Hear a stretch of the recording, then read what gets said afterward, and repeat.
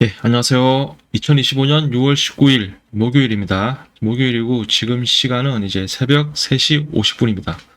새벽 3시 50분인데 제가 어저께 좀 피곤해가지고 좀 일찍 잠들었어요. 잠들어가지고 지금 제가 조금 전에 깨어가지고 뭐 이렇게 생각하다가 어 오늘도 이제 부지런히 이제 빠짐없이 좀 영상을 올리자 해가지고 제가 좀 영상을 다시 켰습니다. 오늘 주제는 이제 계속 이어서죠. 이 전쟁 정보는 계속 이어서 봐야지 이게 중간에 한번 끊기고 하다 보면은 나중 가면 이게 내용이 이해하기가 힘들거든요. 그래가지고, 지금 뭐, 국내라든지 해외라든지 지금 전 세계적으로 가장 이슈죠. 이게 지금 이란 이스라엘 전쟁. 그리고 이란 이스라엘 전쟁에 대해서 다뤄볼 거고요. 그리고 이란 이스라엘 전쟁. 평화의 조건, 이제 말하자면 평화의 조건은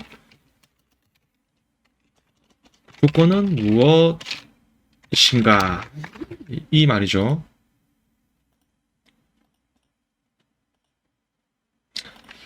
근데 지금 이 전쟁을 하고 있는데, 지금 어떤 상황이냐면은, 사실 지금 화력적으로는 지금 이스라엘이 지금 압도적으로 지금 우위에 있습니다, 지금.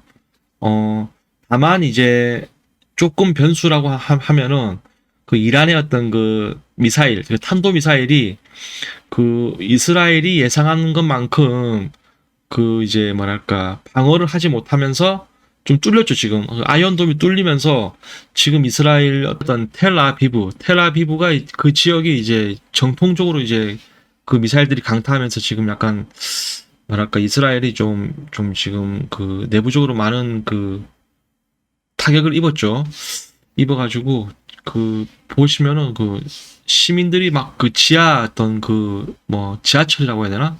하여튼 지하로 다 대피해가지고 그렇게 이제 다 이렇게 좀 있다고 해요. 그러니까 그래도 이스라엘이 지금 이란보다는 전쟁에 우위에 있습니다. 왜냐하면은 그 이스라엘의 어떤 그 전투기와 드론들이 그 이란 현지에서 막 폭격을 때리고 공격을 하고 있는 데다가 추가로 이제 미사일까지 공습이 계속 이어지면서 지금 이란이 어떻게 좀 어떤 화력적으로 제가 봤을 때는 한 그 8대2 정도로 압도적으로 지금 이란이 밀리고 있죠. 밀리고 있음에도 지금 이란은 이제 계속해서 이제 그 미사일을 이스라엘 쪽으로 보내고 있다. 그렇게 이제 되겠고요. 그리고 이제 오늘이라면은 이제 18일 날 이제 그 이란의 지도자 하메네이가 이제 그 또 공식 성명을 냈죠. 뭐 절대 항복이란 없다면서 이제 뭐 뭐랄까 그 너희들이 때리면 우리도 뭐 그대로 다시 때리겠다. 뭐 그렇게 이제 강대강으로 응수하겠다. 뭐 항복이란 절대 없다. 그렇게 이제 공식 성명을 냈죠. 그러면서도 이제 어떤 우회적으로 또 다른 채널을 통해서 우리는 그래도 뭐 이제 더 이상 이제 그 서로 간의 공습을 멈추고 또 평화적인 대화를 하고 싶다. 뭐 협상을 하고 싶다. 이제 그렇게 막 나오고 있죠. 음. 그런데 지금 그 이런 모습 자체가 이제 그 이스라엘과 미국은 조금 뭐랄까 이제 좀 피곤한 거예요, 이게. 어떻게 피곤하냐? 왜 피곤하냐면은 이제 이런 모습이 처음이 아니라는 거죠. 이란이 처음이 아니라는 게 아니고 이제 이 과거에도 다른 사례가 여러 있었단 말이죠. 그 중에 대표적인 게 이제 북한이에요, 북한. 북한이 그렇게 직접 뭐 공습받은 적은 없습니다만 과거에 이제 북한이 지금 이제 문제가 되고 있는 게 그거죠. 지금 그 이제 고농축 우라늄이죠. 과거에 북한이 이제 고농축 우라늄을 계속 이렇게 그 늘려가면서 핵기술을 점진적으로 계속 발전시켜 왔단 말이에요. 그런 와중에 이제 그 당시 어떤 미국이라든지 NPT, 뭐 IAEA, 뭐 UN 이래가지고 뭐 국제사회는 계속해서 북한에 이제 뭐 그러지 마라 평화가 우선이다 하면서 계속 대화를 했단 말이죠. 대화를 하려 했단 말이죠.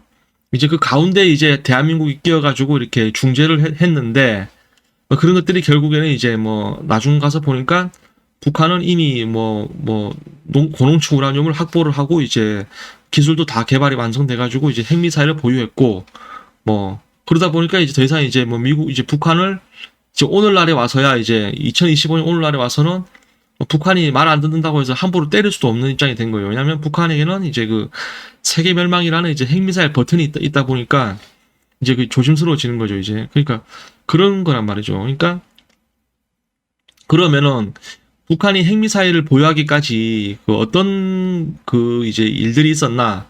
그러니까 어떤 외교적으로 아주 위험한 상황까지 가는 순간 북한은 또 다시 이제 어떤 이제 뭐 어떤 평화적으로 대화를 하고 싶다 이런 식으로 이제 뭐 우리 대한민국을 통해서라든지 이렇게 뭐 여러 뭐 이제 뭐 중국, 러시아 뭐 이렇게 자기 우방국들을 통해서 이렇게 어떤 유엔, 어떤 국제 사회에서 그런 목소리를 내면서 이렇게 점점점 시간을 끌어오면 시간을 이렇게 다급할 때마다 시간을 끌어오면서 이렇게 결국에는 핵미사일을 만들었다는 것이죠. 그러다 보니까 지금 이란이 어느 정도 이제 그 고농축 우라늄들이 이제 60%까지 갔다죠.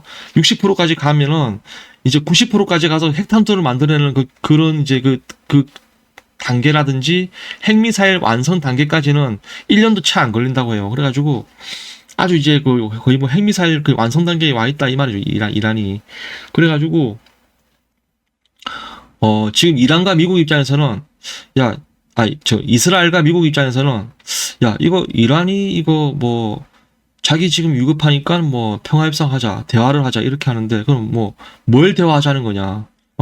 결국 이제 지금 궁극적인 그 이제 그 뭐랄까 지금 그 뭐지 그 논점이라고 해야 되나? 논점은 그거예요. 지금 이스라엘과 미국은 그 이란이 뭐 그 지금까지 해왔던 핵시설 관련한 그런 어떤 기술, 어떤 그런 인프라 모든 것들을 이제 다 이제 뭐 없애라 그런 입장이고 이제 뭐 이란이 그걸 없애겠냐? 없애지 않겠다는 거죠. 그러니까 이란의 지금 하자는 평화협상하자는 그런 주장들은 지금 미국과 이스라엘이 받아들일 때는 이란 이 녀석들이 지금 이 위급한 상황만 넘기고 계속 이제 핵을 진행하겠다 이제 이거 아니야. 결국 이제 핵미사일만 보유하면은 이제는 뭐 아무도 건드릴 수 없으니까 그때 가서는 이제 뭐 정말 큰일 난다 이거죠 이제. 왜냐면은 뭐 이란 같은 경우는 이스라엘과 완전한 절대적인 관계가 되었고 이제 거기서 또 이제 이어지는 어떤 팔레스타인이라든지 어떤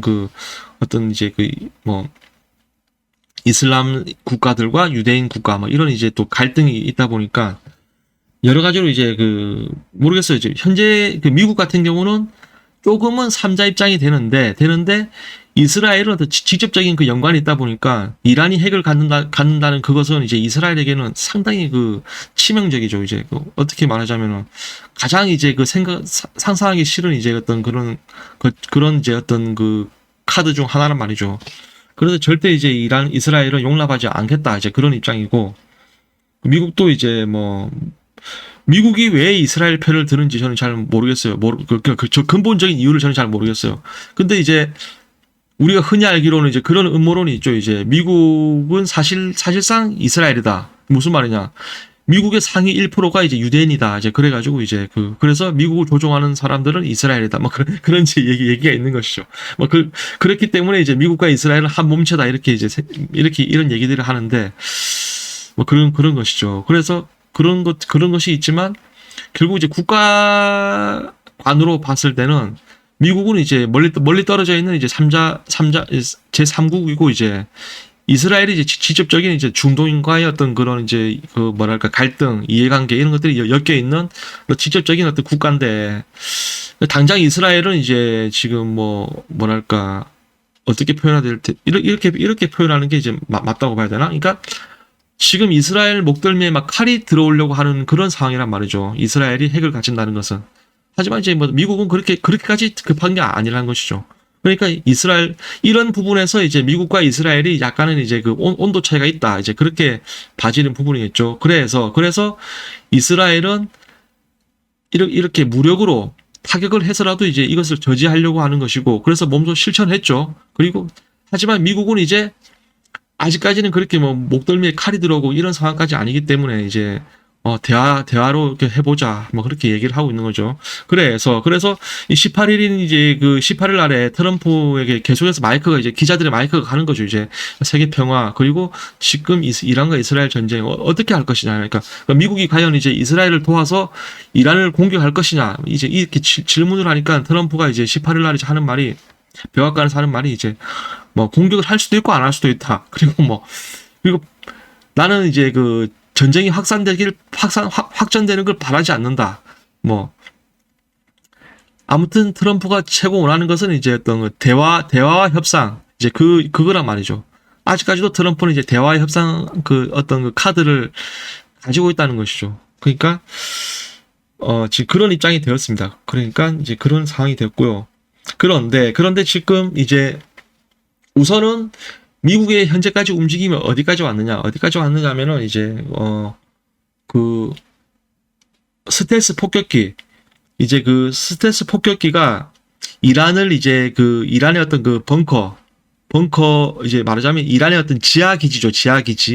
이란의 지하 기지에 있는 그 핵 농축 이제 그 시설 그런 어떤 그 핵 시설 기반의 어떤 기지를 파괴시키기 위해서 그 이제 스텔스 폭격기를 이제 배치할 예정이다. 배치한 것이 아니고 배치할 예정이다까지 이제 미국은 이제 와 있다는 거죠. 그러니까 미국이 이스라엘을 돕는다는 것은 이제 곧 이제 그 이란에게 폭격을 간다는 그런 이제 말이 되겠죠. 그렇기 때문에 지금 이제 많은 이제 기자들이 트럼프에게 마이크를 갖다 대고 있는 것이고 이제 트럼프는 거기에 대해서 이제 아직까지는 뭐랄까 대화가 최고 좋다. 이제 트럼프 입장은 그래도 대화가 최고 좋다. 이제 이렇게까지 나와 있는 상황이죠. 하지만 또 그 뒤로는 이제 스텔스 폭격기를 이제 이란에 보내가지고 이제 어떻게 끝장내겠다라는 이제 그런 까지 할 예정에 있다. 이제 그런 이제 군사적인 또 이제 전략이 있고 이제 그렇게 된 상황입니다. 그래서 지금 그렇게 된 상황인데 그래서 18일 날 이제 이란 이스라엘 전쟁 18일 날까지 했던 업데이트된 내용을 제가 설명드리자면은 지금 이제 상황이 약간 좀 모호하게 되어 있어요. 이제 드디어 이제 그 어떤 푸틴의 직접적인 성명이 나왔죠. 어떤 성명이 나왔냐면 이제 미국 이란에게 이란 이스라엘 전쟁 간섭하지 말라. 그러니까 둘의 갈등으로 놔둬라. 이제 그 얘기죠. 푸틴 입장은. 그러니까 미국은 이 이란과 이스라엘에 이제 뭐 관여하지 말라는 그 입장을 냈습니다. 푸틴이. 뭐 그러니까 이제 트럼프는 이제 그 푸틴의 발언에 대해서 뭐 그럼 푸틴이 너가 이란과 이스라엘 이 갈등에 평화 중재자로 한번 너가 해봐라. 이제 그런 입장을 냈어요. 그러니까 어떻게 됐냐면은 이제 트럼프는 그 ABC와의 인터뷰에서 푸틴이 그러면은 이란과 이스라엘 그 어떤 평화 중재자로 나서는 그것도 괜찮다. 뭐 그런 것도 우리 미국은 그런 것도 이제 우리는 어떤 뭐랄까 하나의 방법으로 두고 있다. 이제 하나의 플랜으로도 길을 열고 있다. 뭐 그런 식으로 입장을 냈죠. 그러니까 트럼프는 그거예요. 지금 그 확전을 막자.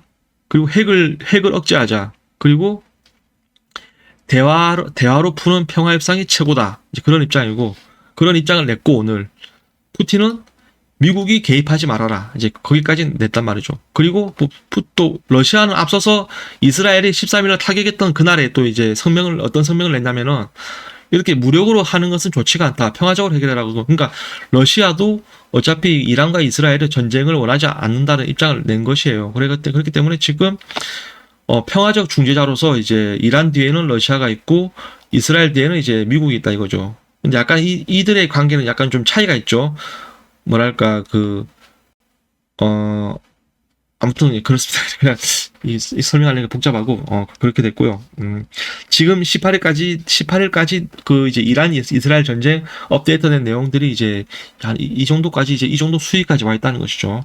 이것이 근데 어떻게 말하자면은 이제 이렇게 러시아와 미국이 붙어가지고 평화적으로 끝날 수도 있는 상황이 될 수도 있고 반대로 러시아가 미국이 붙어서 정말 진짜 아무도 어쩌지 못하는 진짜 세상을 끝장내는 이제 그런 어떤 세계 전쟁이 이제 확전될 수도 있다. 이제 그렇게 뭐랄까 지금 어떤 상당히 그 불안한 상황에서 어떤 이제 그 완전한 전쟁이냐 아니면 이제 완전한 평화냐 하는 어떤 그 지금 그 기로에 서 있지 않나.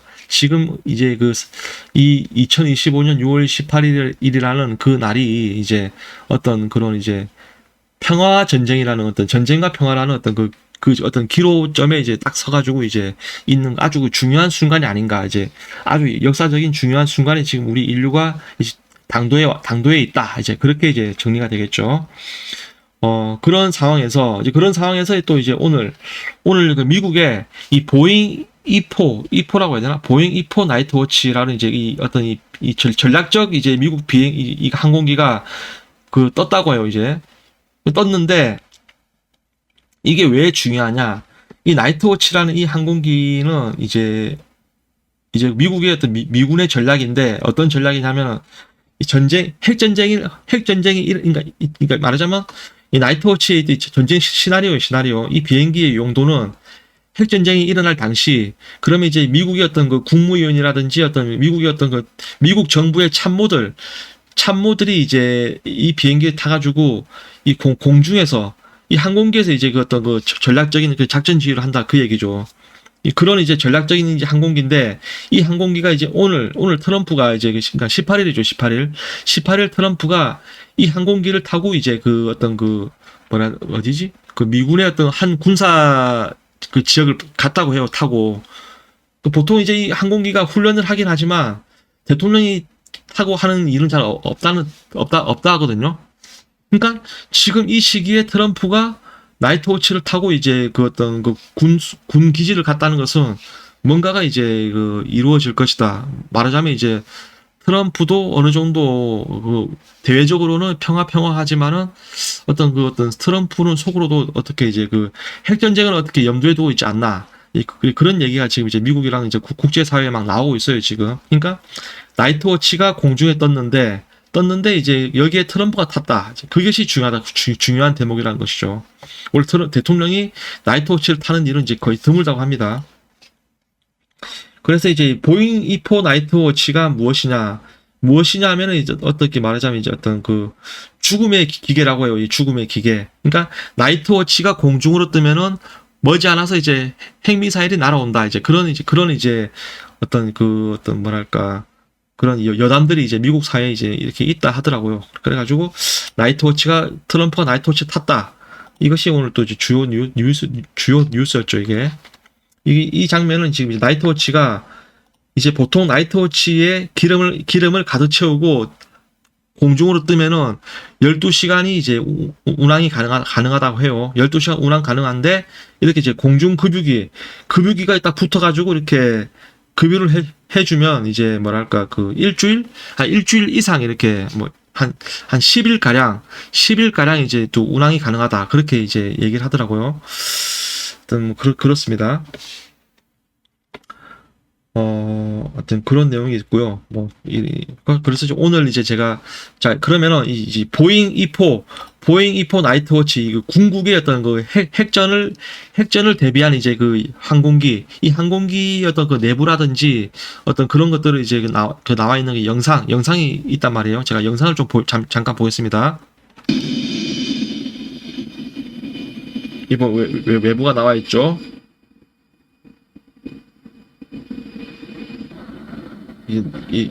이제 기체한 기내입니다. 기내에 보면은 전자레인지도 있고 막 주방기구가 있죠. 이런 이제 막 대화를 하고 있고 이제 빨리빨리 넘기겠습니다. 이게 이 조종석 이렇게 항공 관련자들은 또 궁금할 거예요. 이런 나이트워치 궁극의 비행기는 안에 어떨까. 이제 이게 조종석이죠. 이게 조종석 나이트워치 이런 것들이 있고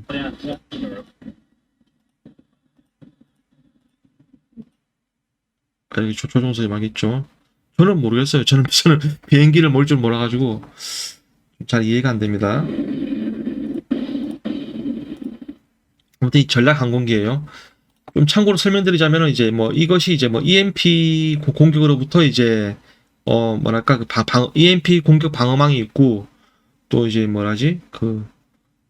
어떤 핵폭탄 위험으로부터 이제 방어망이 갖춰져 있고 여러 가지 이제 어떤 이제 특수 기능이 많다고 해요. 그런 게 있습니다. 그리고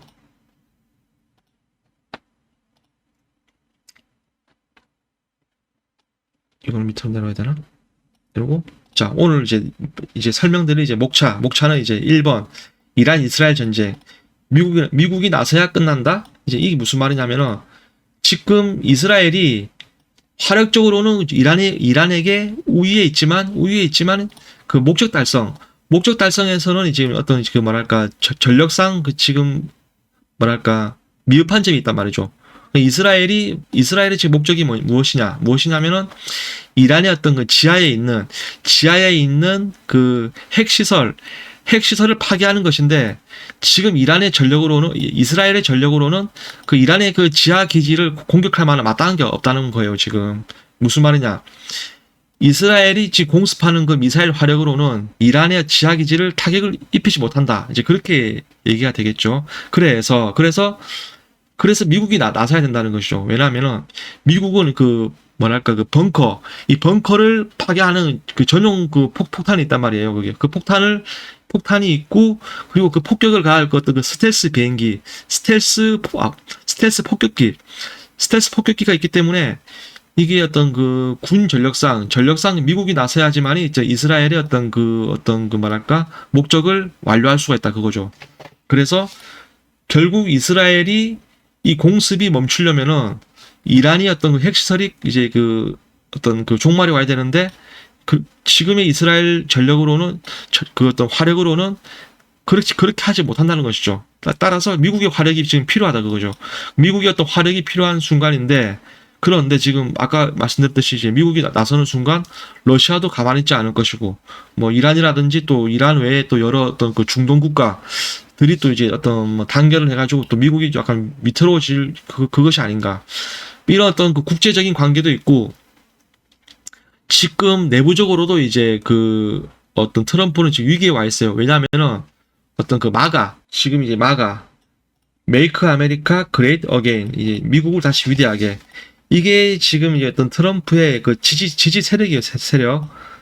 그 우리 국내 뭐 개딸처럼 그런 이제 그 지지 세력이죠. 이 세력이 이제 그 트럼프 어떤 정치적인 어떤 트럼프의 입지를 이제 이 뭐랄까 그 지켜주는 그런 세력인데, 지금 마가가 이란 이스라엘 전쟁으로 약간 지금 그 내부적인 지금 혼란을 지금 빚고 있어요, 지금. 왜냐하면은 이 마가가 처음에 이게 결집하면서 강력하게 결집하게 된 이유가 뭐냐면은 트럼프가 내세웠던 공약이 하나가 있죠. 그것이 무엇이냐.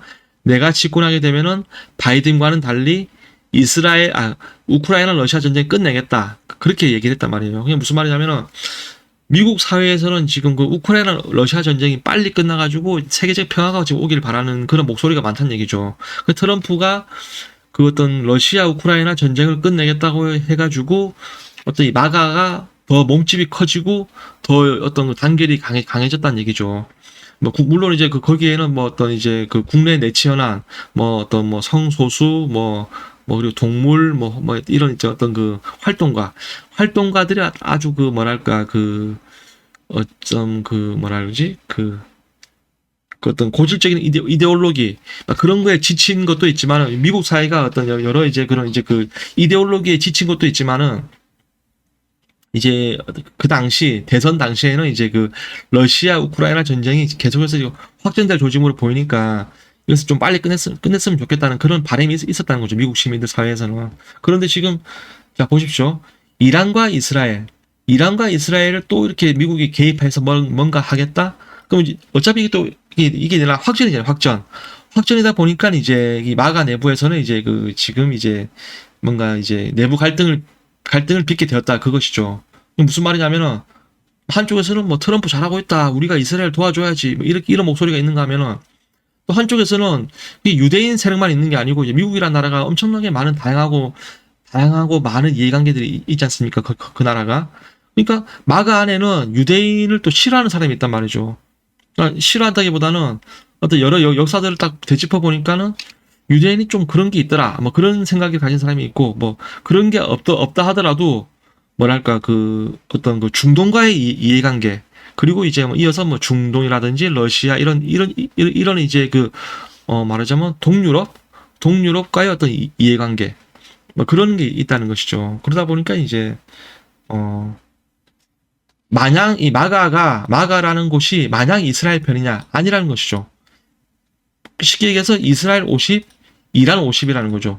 그러니까 지금 미국이 여기에 이스라엘 편 들고 지금 개입을 한다? 그러면 마가 내부에서 이제 목소리 나오는 거죠. 야, 왜 이스라엘 편 들어? 이란도 편 들어? 이제 말하자면 갈등이 커지는 거예요. 그러니까 마가가 지금 한마디로 이제 와해가 될 수도 있다 이거죠. 그럼 트럼프가 제 안만 뭐 미국이 뭐 세계 최고고 뭐 최고 대통령이 트럼프인데 결국 그 미국 내부에서 트럼프의 어떤 정치력이 쇠퇴하고 몰락하게 되면은 그러면 이제 뭐 트럼프도 이제 국제적으로 힘을 쓸 수가 없는 거예요. 자기 목소리를 낼 수가 없게 되는 것이죠. 그렇기 때문에 트럼프에게 지금 가장 중요한 것은 어쩜 이제 이란 이스라엘보다는 어떤 이제 그 내치 현안, 또 국내 어떤 그런 이제 또 마가 내부 분열이라든지 그리고 또 최근에 그 LA의 이제 그 뭐지 그 불체자 단속을 강화시키면서 이제 일어났던 어떤 폭동 뭐 그런 것들 뭐 그런 이제 내치 현안을 좀 이렇게 다잡고 말하자면 이제 그거죠. 이제 그 마가 그대로 이제 메이크 아메리카 그레이트 어게인 무슨 말이냐면 이제 미국을 다시 위대하게 그러니까 미국에만 신경을 쓰란 말이죠. 지금 트럼프가 이렇게 와가지고 뭐 이스라엘이랑 같이 폭격기 보내가지고 뭐 이란 때리고 이렇게 할 것이 지금 이제 아니라는 거가 되겠죠. 지금 현재 그것이. 그래서 지금 미국도 내부적으로 여러 갈등이 있고 지금 문제가 많은데, 트럼프가 지금 이렇게 국제적으로 이렇게, 물론 미국의 역할이 국제적인 어떤 그런 이제 어떤 그 힘의 균형을 맞춰주고 협상을 이끌어내는 그런 건데, 그렇습니다. 지금 그 트럼프도 그렇게 지금 그렇게 국제적으로 유연하게 이렇게 유연한 그런 상황이 아니다. 그런 것이죠. 그래서 지금 미국이 어떤 마냥 이스라엘을 도와줄 수 있는 상황만도 아니란 것이죠. 그래서 결국 그 아까 나왔던 말이 그거죠. 이제 러시아가 이제 그 푸틴이가 미국 개입하지 마라 하니까 이제 트럼프가 아이고 얼씨구 좋다 해가지고 얼씨구 좋다 하지 않았겠죠. 얼씨구 좋다 뭐 그런 식으로 그럼 푸틴 너가 여기 중재로 나서가지고 너가 한번 평화로 이렇게 이끌어봐라 이렇게 이제 어찌 말하자면 이제 공을 푸틴에게 떠넘기는 이제 그런 이제 어떤 모습이 좀 그려지지 않았나 이제 그렇게 이제 분석이 되고 있습니다. 그래서 지금 트럼프는 사실 이란 이스라엘 이 문제에 지금 그렇게 관여하고 싶지 않을 것이다. 이제 그런 얘기가 되겠죠. 그리고 또 참고로 러시아는 아직 전쟁이 끝나지가 않았어요. 지금 이제 그 돈바스 지역이라든지 동부 전선에서 우크라이나랑 계속해서 교전이 오가고 있다고 해요. 그리고 그 바이든 말기 당시에 그 이제 그 금지되었던 그 조약을 깨고 이제 그 우크라이나에게 그 지뢰 설치 허용을 이제 했지 않습니까? 그래가지고 우크라이나가 그 동부 지역에 지뢰를 엄청 깔았대요. 지뢰를 엄청 깔았는데 이제 그 북한이 지금 이제 그 러시아와랑 이렇게 그 같이 이제 그 군사 작전을 같이 협동적으로 움직이면서 어떤 이제 그 지금 지뢰 제거하는데 큰 힘이 되고 있다고 합니다. 처음에 그 북한이 그 러시아전에 참전했을 때 처음에는 이제 말이 많았죠. 이게 너무 재래식화되어 있고 현대전을 너무 이해하지 못하고 이제 또 이제 그 근본적으로 어떤 그 의사소통도 제대로 안 되고 뭐 여러 가지 이제 문제가 나왔는데 지금 제가 외신을 잠깐 보니까는 그 북한이 지금 어떤 나름대로 러시아에서 그 활약이 대단하다고 합니다. 그게 어떤 지뢰 제거를 지금 북한이 잘하고 있고 그리고 또 야전에서 또 어떤 이제 그 뭐랄까 그런 거죠. 러시아 군인들은 어느 정도 그 교육을 받고 이렇게 사회 생활을 하다가 또 군대도 가고 그렇게 했잖아요. 그죠? 그러다 보니까 러시아 군인들은 어떤 그 임무에 있어서 어떤 그 필드에서 전장에서 어떤 그 임무에 있어서 뭔가 이게 그 확률적으로 비과학적이다. 그러면 이게 잘 움직이질 않는데요, 애들이. 그런데 북한 같은 애들은 이것이 뭐 과학적으로 합리적이다, 비합리적 이런 걸 아예 그냥 무시해버리고 그냥 한다는 거죠, 걔들은. 그러니까 이제 그 뭐랄까 그 현장에서의 어떤 그 전쟁 감각이 아주 북한 애들이 그 뭐랄까 그 좀 우수하다. 뭐 그렇게 러시아가 평가를 하고 있다고 해요, 지금. 그러니까 말하자면 이제 그 현대전에 있어서는 좀 그 지식이 미흡했지만 북한이라는 그 북한군이 어떤 그 전장에서 어떤 감각적인 어떤 그 기량을 지금 보여주고 있다. 감각적으로 움직인다. 그런 것이죠. 그러니까 뭐 지뢰 제거 같은 것도 뭐 지금 북한군이 많이 희생됐다고 하는데 어떤 그 러시아인들이 섣불리 할 수 없는 것을 이제 북한들이 이제 막 해낸다는 것이죠. 뭐 그도 그럴 것이 어떤 북한이라 하면 이제 그 DMZ 관련해 가지고 이제 우리나라죠. 우리 남북 간의 어떤 그 DMZ 그 지역 관련해 가지고 이제 그 지뢰를 또 상당히 이제 잘 이해하고 있죠. 그 지뢰에 대해서는 북한이 또 지뢰라는 것이 재래식 무기가 많다 보니까 북한이 지금 어떤 동부 전선에서 러시아의 어떤 지뢰 제거에 상당히 도움이 되고 있다. 뭐 그렇게 지금 러시아가 평가하고 있죠. 아무튼 러시아는 지금 그 우크라이나랑 지금 아직도 그 이제 말하자면 하이브리드전이죠. 하이브리드전. 생활을 해나가면서 이제 잔잔한 교전으로 이렇게 전쟁을 하고 있다고 해요. 아무튼 그런 상황입니다. 그렇게 되어 있고 그래서 목차가 이제 이란 이스라엘 전쟁 미국이 나서 끝난다. 이렇게 됐고 이제 이번 푸틴의 등장 이제 푸틴이 오늘 그 발표를 했죠. 그리고 이제 새로 바뀌는 세계에서 새로운 지도자들 해가지고 지금 보면은 세계적으로 어떤 이제 그 세계 질서가 이제 바뀌기도 하지만은 그만큼 또 세계 지도자들이 이게 바뀌고 있어요. 바뀌고 있는데 그 연령이 이제 점차 어려진다는 거죠, 지금. 이제 과거 이제 뭐 40년생부터 뭐 50년, 60년생 이 정도 이제 지금으로 말하면 이제 한갑 위에 60세 이상 지도자들이 대거 이제 은퇴를 하는 절차에 와 있고 새로운 젊은 이제 지도자들 뭐 이제 70년생, 80년생 이제 그런 사람들이 지금 많이 올라오고 있다는 거죠. 그런 이제 인물들을 제가 잠깐 소개하겠다. 이제 그런 게 있고요. 지금 설명해서 계속 하겠습니다. 그러면은 자, 1번. 이란 이스라엘 전쟁 미국이 나서야 끝난다. 이 무슨 말이냐면은 이제 그 아까 얘기했듯이 지금 그 이란이 막 폭격을 퍼붓고 있지만은 그 이란의 어떤 화력과 전략상 이란의 어떤 그 이스라엘의 그 화력과 전략상 이란의 그 지하 기지에 있는 핵농축 시설을 그 파괴할 수 있는 화력이 없다고 해요. 그렇게 따라서 이제 그 어떤 무엇이 필요하느냐 이 대형 관통탄 GBU-57 이제 MOP라고 이 폭탄이 이제 그 어떤 벙커를 파괴시키는 그 전문이라고 해요. 말하자면 지하 방공호 같은 걸 이제 주로 타겟을 삼는 거죠, 이게. 이게. 근데 이것을, 이 폭탄을 탑재하기 위해서는 이제 그 이 스텔스 폭격기가 이제 필요하다는 것이죠. 스텔스기가 이제 이 폭격을 하고, 투하를 하고 이제 간다 이거죠. 그 스텔스기가 왜 필요하냐? 스텔스기가 우선은 레이더에 잡히지도 않고, 또 폭격을 하고 나서도 또 이제 어디로 가는지도 아무도 그 스텔스기의 방향을 몰라요. 그렇기 때문에 이제 아주 전략적인 어떤 그런 어떤 은밀한 침투 뭐 이런 것들이 있다 보니까 이 어떤 미국의 어떤 고유 무기죠. 이게 스텔스 폭격기가 어떤 스텔스 폭격기하고 이제 어떤 이 대형 관통탄 GBU-57 이것이 필요하다 이거죠. 그래서 미국이 나서 가지고 이제 어떤 그 이란의 지하의 어떤 핵시설을 파괴를 해줘야 된다. 해줘야지만 이제 어떤 이스라엘의 어떤 그런 말하자면 이제 목적이 달성이 되고 이제 그 어떤 전쟁이 멈추게 될 것이다. 뭐 그렇게 이제 해석이 되고 있죠. 그렇게. 예. 그 지금 나온 미국 상황은 이제 전략 스텔스 폭격기를 이제 배치 예정이다. 이렇게 하고 이제 이런 게 나오니까 러시아에서는 이제 이란 지지 공식 성명을 내면서 미국이 이 전쟁, 말하자면 이제 이스라엘 이란 전쟁에 간섭 말라 이렇게 이제 얘기를 했죠. 그런 얘기를 하니까 또 아까 계속 하는 얘기지만은 트럼프가 이제 그렇다면은 푸틴 너가 그러면 이제 이 이스라엘 이란 사이에 끼어가지고 평화적인 중재를 해봐라 이제 이렇게 또 푸틴은 또 이렇게 응수를 했고요. 그런 상황입니다. 그래서 이제 이 대형 관통탄 GBU-57 폭탄을 실은 이 폭격기 이 스텔스 폭격기의 어떤 그 어떤 위력을 또 동영상이 또 있습니다. 동영상 잠깐 보시겠습니다.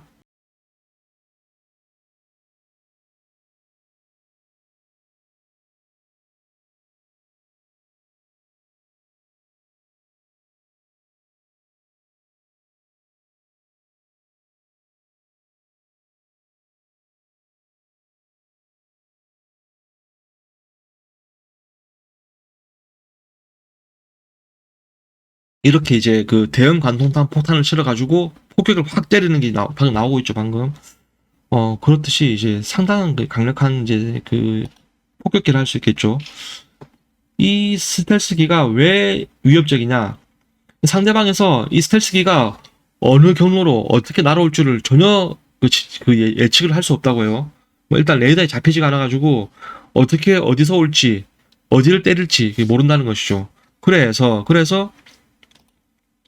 지금 미국이 스텔스 폭격기 배치 예정 이렇게 얘기를 했죠. 하지만 이게 군 전략이라는 게 그렇잖아요.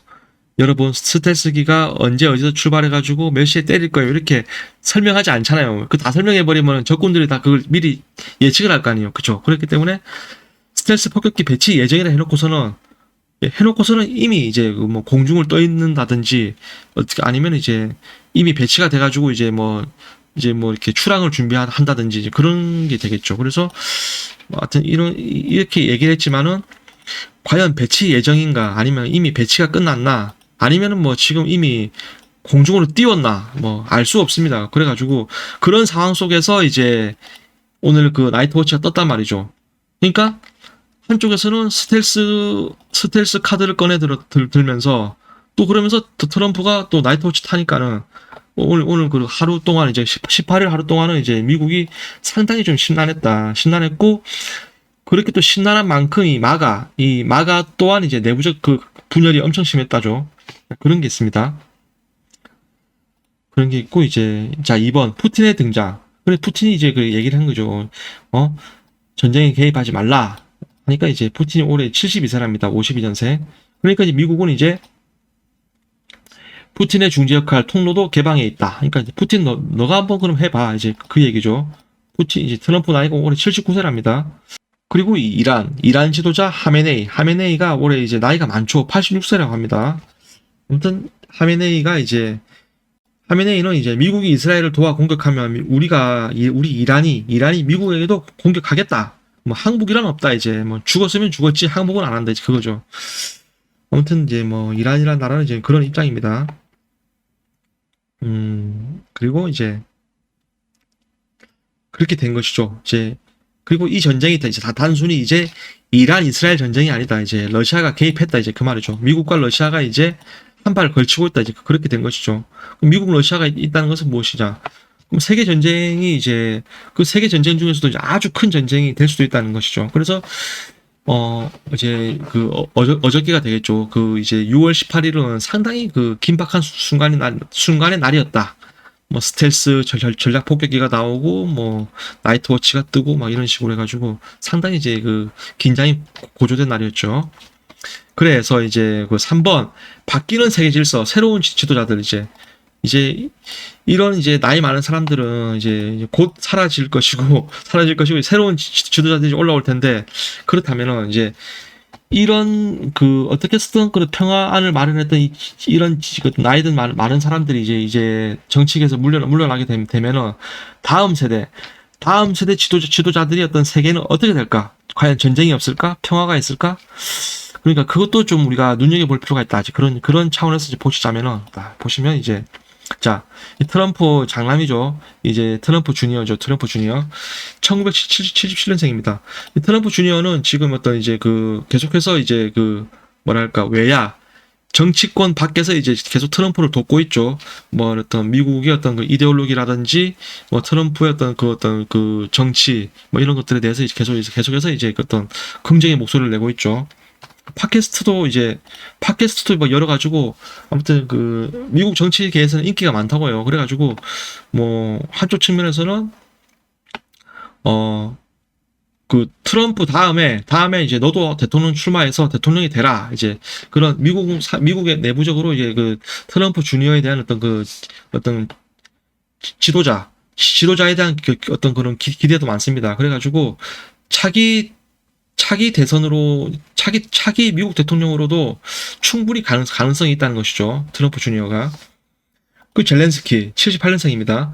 젤렌스키 같은 경우는 이제 이미 그 뭐랄까 임기가 끝났죠. 임기가 끝났는데도 이제 그 지금 이제 전쟁이라는 이유로 이제 비상계엄을 선포해서 계속해서 지금 말하자면 지금 뭐랄까 비상계엄을 선포해가지고 대통령을 계속 이어가고 있죠. 그래가지고 한쪽 측면에서는 뭐 독재다 뭐 그런 것이죠. 왜냐하면은 민주주의 방식이었다면은 임기가 끝났으니까 내려오고 새로운 대선을 열고 뭐 새로운 또 평화적인 어떤 지도자가 배출돼가지고 어떻게 이게 우크라이나가 새로운 미래를 열어가야 되는데 지금 그런 모든 우크라이나의 그 미래를 다 젤렌스키가 이제 가로막고 있다는 것이죠. 지금 가로막고 있으면서 계속해서 지금 전쟁을 이어가고 있다. 왜?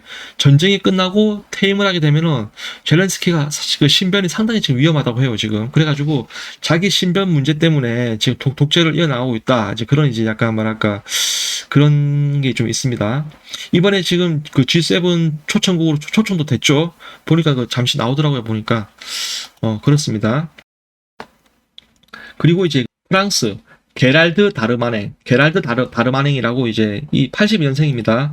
이 사람이 지금 그 어떤 지금 현재 이제 그 두 번째 재임이죠. 두 번째 연임이죠.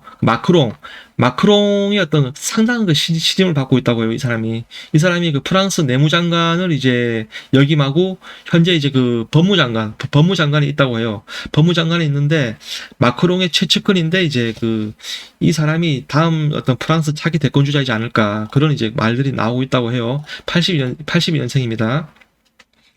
그리고 이제 러시아 드미트리 파트루세프라는 이제 이 러시아 사람인데 현재는 러시아에서 이제 환경 노동 부총리라고 해요. 부총리인데 부총리로 역임하고 있는데 이 사람이 그 출신 성분이 상당히 이제 그 엘리트라고 합니다. 이 사람의 출신 성분은 어떻게 되느냐? 어떻게 되냐면 이제 그 여기 보시면 이제 그 니콜라이 파트루세프라고 그 푸틴과 그 동료라고 해요. 그 푸틴의 어떤 그 KGB 이제 그 말하자면 그 러시아의 어떤 그 정보부죠. 정보부. 말하자면 이거 뭐 영국의 MI6, 뭐 미국의 CIA 막 이런 게 있는데 그러니까 보통 우리가 그 냉전 시대 때 그 각 나라의 어떤 정보부의 정보 요원들이 어떤 상당히 그 이제 그 어떤 막강한 어떤 그런 그 권력과 그 어떤 그 이제 그 뭐라 할까 그 어떤 능력들이 있었는데 그래서 하여튼 그 냉전 시대 때는 그런 얘기가 있죠. 뭐 영국의 MI6, 미국의 CIA가 이제 뭐 아주 그 최고의 그 단련된 어떤 그 보안 요원이다. 뭐 최고 어떤 뭐 인간 병기 막 그렇게 얘기를 했죠. 우리 영화에서도 보면은 그 007 있지 않습니까? 그게 이제 007이 이제 그 MI6 이제 정보 요원을 얘기를 다룬 내용이죠. 그게 뭐 그런 것들이 있고 뭐 CIA라든지 이런 것들이 이제 최고의 어떤 그 인간 병기다 이렇게 그렇게 이제 얘기가 나왔을 때 그 시절에 이제 그 KGB도 이제 빠지지 않죠. KGB가 이제 또 뭐 어떻게 뭐 한쪽 편에서는 뭐 MI6하고 뭐 CIA보다 더 이제 겁나는 인간들이 이제 뭐 KGB다 뭐 그래가지고 아무튼 그래서 그런 게 있었죠. 그 시절에 이제 KGB 출신이 이제 푸틴하고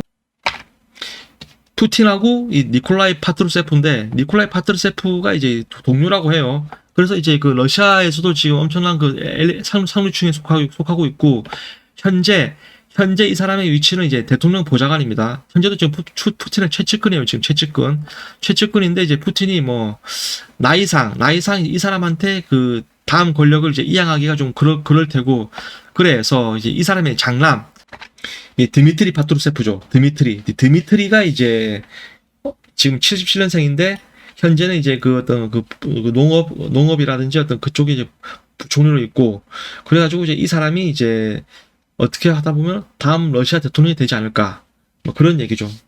그러니까 어떤 KGB 출신의 어떤 장남이다 보니까 지금은 러시아가 이제 그 KGB가 뭐 이렇게 Y가 됐다고 하죠 지금. 아무튼 그렇습니다. 그리고 이제 그 사우디아라비아의 어떤 무함마드 빈 살만 이 무함마드 빈 살만이 말하자면 지금 현재 위치는 그거죠. 왕세자인데 지금 85년생인데 이 빈 살만이 어떤 사우디의 어떤 그 실권을 다 장악했다고 해요. 그렇기 때문에 지금 사실상 지금 권력가다. 지금 사우디아라비아의 최고 권력가다. 이제 그런 말들이 나오고 있죠, 지금. 그 이제 사우디 빈 살만이 이제 어떤 그 중동에서 어떤 새로운 또 이제 그 새로운 축에 또 한 곳을 맡지 않는가. 이제 그런 얘기가 나오고 있죠. 그리고 또 영국의 어떤 이제 그 이제 왕자. 80년생입니다. 이제 그 윌리엄 왕자가 되겠죠. 영국 같은 경우는 이제 뭐랄까 왕족이고 뭐 아무것도 아니다 그렇게 그런 얘기가 있지만은 그 얘기는 이제 일본의 경우가 그렇지 영국은 이제 그 또 다르죠. 영국은 이제 아직까지도 그 입헌 군주제 체제를 이제 가지고 있고 그 어떤 그 왕족은 그 영국 의회를 또 해산시킬 수 있는 그 능력이 있어요. 또 그런 권한이 있단 말이죠. 그렇기 때문에 사실상 이제 영국에서의 최고 권력에서는 이제 그 어떤 그 영국의 그 왕족들이 빠질 수가 없죠. 그래서 이제 그 윌리엄 왕자도 이제 거론되고 있다. 윌리엄 왕자. 그 영국 같은 경우는 이제 그 여왕을 이제 그 계승을 하죠. 계승. 이제 그 군주가 계승이 되는데 원래라면 이제 여왕이 되는 것이죠. 그 엘리자베스 여왕은 이제 그 죽기 전 얼마 전에 이제 그러니까 절차에 따라라. 절차에 따라라 해가지고 그 찰스 왕세자와 결혼한 재혼했죠. 재혼. 이렇게 과거에 다이애나 왕세자비가 이혼하고 죽고 재혼을 했는데 이제 그 카밀라 왕세자비가 이제 여왕이 맞다 이렇게 했는데 그것이 또 영국 그 내부에서 그 자금이 많아가지고 그렇게 되지는 그 여왕 인관식을 치르지 못하고 그대로 이제 그냥 찰스가 이제 국왕을 맡았죠. 그래서 지금 영국은 여왕이 없는 상태예요. 따지고 보자면은 그러면은 어떻게 되느냐? 그러니까 엘리자베스 여왕은 이제 그 순서대로 가자, 순서대로. 그러니까 원칙을 지키자 해가지고 이제 그 찰스 왕세자비였던 이제 그 카밀라를 이제 여왕으로 이렇게 했으면 했는데 그게 이제 권력 이양이 순조롭게 되지가 않았죠. 되지가 않아가지고 현재는 이제 찰스 국왕이 이제 그 맡고 있죠. 국왕 자리를 맡고 있고 이제 그런 상황이 되었는데 뭐랄까 이제 그렇게 되었으면 이제 제가 봤을 때는 이제 그 원칙대로 한다면 이제 그 윌리엄 왕자의 아내죠. 아내 캐서린 미들턴. 이 캐서린 미들턴이 이제 현재는 이제 현재 위치는 그거죠. 왕세자비죠. 왕세자비. 이 왕세자비가 이제 캐서린이 미들턴 왕세자비가 다음 여왕이 되지 않을까. 원칙대로 하면 그렇게 된다는 것이죠. 다음 여왕에는 이제 캐서린 미들턴이 있다. 이제 그런 말이 되겠죠. 그리고 이제 캐서린 미들턴은 나이를 모르겠지만 아마도 윌리엄보다 연하이거나 뭐 동갑이지 않을까요? 뭐 한두 살 많을 수도 있고. 그래서 이제 82년생이란 말이죠. 82년생. 그리고 이제 그 핵무기를 가진 이제 아시아 최대 세계의 위협이죠. 세계의 위협. 북한. 이 북한의 김정은이가 나이가 정확하지가 않아요. 나이가 이 김정은이가 82년생이라는 설도 있고 84년생이라는 설도 있어요. 85년이라고도 하는데 나이가 정확히 나와 있지 않습니다. 근데 지금 이제 그 뭐랄까 그 유럽 쪽에서는 이제 84년생이라고 해요. 이렇게. 그리고 이제 뭐 그렇게 따지면 이제 김정은과 같은 나이죠. 84년생인 이준석. 대한민국이 이제 말하자면 이제 아주 오래된 정치인이죠. 지금 나이에 비해서는 정치를 일찍 시작했고 아마도 이제 그 이재명 대통령 다음에 이제 어지간한 인물이 없으면 이제 이준석이 대통령이 되지 않을까 뭐 그런 얘기가 지금 나오고 있죠. 그래서 이재명 다음은 이준석이다 해가지고 이제 이준석이가 이제 그냥 정치란 게 그런 것 같아요. 뭐 욕을 먹든 말든 버티다 보면은 그 바닥에 그 바닥 전문가가 되고 전문가가 되면은 이제 주변 사람들이 인정을 한다는 말이죠. 무슨 말이냐면은 뭐 국민들이 인정을 하든 안 하든 어떤 그 뭐랄까 그 정치권에 있는 사람들이 이제 이준석을 봐오면서 참 오래 버텼다. 그런 고비들을 어떻게 다 이겨내고 이렇게까지 왔으니까 이준석님 하면서 이제 이준석이 어떤 그 정치 바닥에서는 이제 이준석이 어떤 그런 뭐랄까 그 아주 막강한 그런 힘이 점점 커지고 있다는 것이죠. 커지다 보면 이제 결국 이제 이준석이 뭐 대한민국 이제 뭐 여론이라든지 언론 다 이렇게 뭐 장악하게 되면은 결국 이준석에 대한 어떤 그런 이제 또 긍정적인 것들이 막 이렇게 나올 테고 결국 그럼 국민들도 이렇게 이준석이가 알고 봤더니 좋은 사람이구나 해가지고 이제 다음번에는 이제 이준석 대통령이 될 수가 있다 그 말이죠. 그러면 이제 이렇게 세계 정상들이 정해지면 이제 과연 이 사람들은 평화를 생각할까 뭘 생각할까 이제 그것들을 우리가 이제 한번 예측해 볼 수 있다 그 얘기가 되겠죠. 제 개인적 뭐 소견으로는 이 윌리엄 왕자라든지 이제 그 트럼프 주니어 뭐 이 두 사람은 이제 평화를 외치지 않을까 뭐 그 정도는 제가 예측은 가능한데 나머지는 모르겠어요. 나머지는 어떨지 빈살만도 뭐 얼굴이 좀 선해 보이죠. 평화를 주장할 것 같아요. 왠지 얼굴이 말이 좀 제가 몰랐는데 이렇게 보니까 얼굴이 엄청 선하네요. 이게. 아무튼 그렇습니다. 아무튼 그렇게 이제 오늘의 이야기는 이제 끝이 났고요. 그래서 지금 현재 그 18일까지 6월 18일까지 업데이트된 내용들을 이제 정리를 하자면은 이란과 이스라엘 전쟁. 이스라엘이 원하는 것은 이제 이란의 어떤 그 핵시설 무력화, 완전 그 제로로 만들겠다 그런 것이고, 이란은 절대 그렇게 할 수는 없다 뭐 그런 입장이고, 그런데 이스라엘이 이란의 어떤 그 지하에 있는 핵시설을 파괴할 수 있는 힘이 없어요. 지금 화력이 안 된단 말이죠. 그래서 지금 미국에게 SOS를 신청하는데, 미국의 스텔스기가 뜬다? 뜨면은 결국 또 러시아도 이제 가만히 있지 않는다는 것이죠. 그렇기 때문에 이제 상당히 이제 복잡하게 되어 있다. 그렇게 되었습니다. 그래서 지금 이번 전쟁이 지금 이제 이런 4개국, 러시아, 이란, 미국, 이스라엘, 이런 지금 이제 이렇게 가고 있다. 뭐 그렇게 되겠죠. 상당히 좀 위험한 순간에 와 있다. 뭐 그렇게 되겠습니다. 위험한 순간에 와 있지만은, 그래도 트럼프는, 계속해서 평화적인 방법을 찾아나가고 있고, 지금 트럼프의 가장 위협은 이거 같아요. 이거 지금 마가 내부 갈등. 지금 이것이 가장 이제 트럼프가 발등에, 우리가 흔히 얘기하는 그 발등에 불이라고 하죠. 발등에 불부터 끄는 것이 이제 우선이지 않나. 뭐 그런 게 되겠죠. 그리고 또 트럼프가 최근에 그 일론 머스크하고 갈라섰는데, 갈라선 이유도 들어보면은 트럼프의 말이 일리가 있어요. 왜냐면은 지금 일론 머스크는 어쨌든 간에 그 사람은 이제 그거죠. 사업가 하면서 이제 영리 추구하는 그런 사람이란 말이죠. 나이도 이제 일론 머스크가 이제 올해 뭐 50세? 50대인데, 50대면 아직도 그 야망에 대해서 꿈을 저버리지 못하죠. 그러니까 뭐 나만의 왕국, 뭐 나만의 어떤 월드, 마이 월드 뭐 그런 거 진짜 마이웨이도 아니고 이제 마이 월드 해가지고 이제 어떤 그런 이제 어떤 야욕 뭐 그런 것이 이제 뭐랄까 활활 불타오를 때라고 해요. 사람들이 뭐 그렇게 얘기하는데, 그래서 그런지 이제 그 트럼프가 그 일론 머스크의 어떤 야망을 받는지, 뭐 일론 머스크가 뭐 약물 중독자다 뭐 그렇게까지 얘기하면서 뭐 제정신이 아니다. 그러니까 트럼프 일론 머스크는 제정신이 아니다. 뭐 그렇게 말을 했죠. 뭐 그 얘기가 이제 왜 나왔냐니까는 이제 일론 머스크가 그 트럼프한테 요구한 게 있었죠. 요구한 게 뭐였냐면은 전기차를 의무화 해달라. 그러니까 미국에서 전기차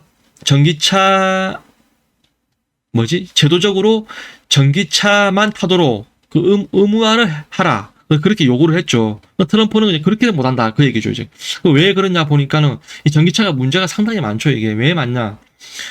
지금 테슬라에서 말하는 전기차는 단순히 전기차뿐만 아니고 전기차에 있는 옵션, 자율주행을 지금 막 강조하고 있단 말이죠. 그러면 결국 이제 테슬라가 꿈꾸는 미래라는 그 100% 자율주행이에요. 100% 자율주행. 그러니까 100% 전기차 이꼬르 100% 자율주행이 된다는 말이죠. 그럼 100% 자율주행이 되면은 어떤 사회가 되느냐? 뭐랄까 우리 뭐 여러 가지 이야기들이 많은데, 그러니까 추락적으로 표현하자면은 우리 동물농장이 아니고 1984에 나오는 이제 빅브라더 같은 그런 이제 사회가 지금이 빅브라더 사회라고 하죠. 지금이 빅브라더 사회인데, 이제 빅브라더를 넘어서는 이제 뭐라 해야 되지? 하이퍼 빅브라더 같은 이제 아주 통제와 감시, 그리고 상당히 삭막한 사회가 된다는 것이죠. 트럼프는 그런 걸 염려하면서 어떤 일론 머스크와 갈라선 게 아닌가. 저는 그렇게 좀 보고 있습니다. 그래서 저는 트럼프와 일론 머스크의 갈라선 걸 보면서 트럼프가 맞다. 트럼프가 이제 옳다. 저는 그렇게 분석을 했고요. 일론 머스크가 잘못됐다. 그렇게 이제 보는 것이죠. 저는 일론 머스크가 좋게 봐주려고 해도 그러니까 좀 이해 안 되는 부분은 많죠. 지금 뭐 최근에는 지금 일단 결혼만 한 5번인가 이렇게 했죠. 결혼만 5번인가 하고, 뭐 밑에 또 자녀들이 14명인가 있고, 뭐 그런 것들이 있는데다가 또 최근에 또 이제 어떤 여자가 이제 어떤 젊은 여자가 어떤 이제 또 일론 머스크 아이를 임신했다고 해요. 또 이렇게 뭐 그런 것들이 있다 보니까, 하여튼 여러 가지가 있다 보니까 이제 여러 가지들을 종합해 본 결과 트럼프와 일론 머스크가 갈라진 계기는 이제 그 일론 머스크의 어떤 그 전기차 의무화였는데 이제 트럼프가 거부를 했고 이제 거기서부터 갈등이 빚어지면서 이게 벌어지게 됐는데 결과적으로 봤을 때는 이제 그 트럼프의 어떤 그 판단이 옳았다는 것이죠. 제가 봤을 때. 음, 또 이것도 하나의 또 이제 그 예를 들자면은 그거예요. 지금 이번 제가 미사일 폭격을 보면서 어떤 생각이 들었냐면은 거리 곳곳에 그 차들이 그 폭격을 받아서 막 불에 타고 있더라고요. 보니까 그 불에 타는데 또 소방대원들이 막 불을 끄더라고요.